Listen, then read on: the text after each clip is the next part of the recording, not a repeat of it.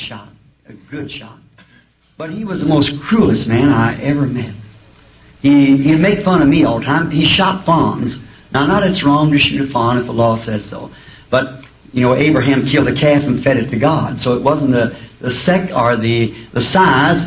It's the attitude. He'd shoot him just because it made me feel bad. And he'd say, oh, you're chicken-hearted like the other them preachers. Said, Billy, you'd be a good hunter if it wasn't you as a preacher. And said, but you're too chicken-hearted. That's the way them preachers said they're too chicken-hearted.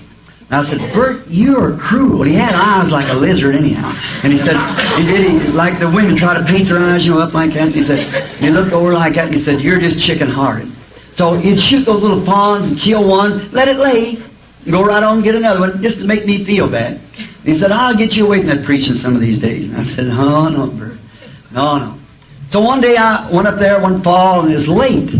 And the season had been in about a week and I was busy. I was state game warden of Indiana and I'd been busy and right in hunting season, so I had to get my vacation. I went up a little late. And those white-tailed deer, if they're ever shot at, you talk about Houdini of being an escape artist. Nah, he's an amateur to them. And so then they really stay hid.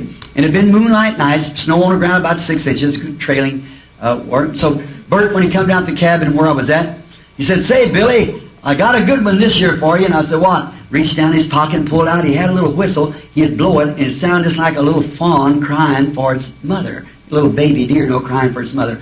I said, Bert, how cruel can you be?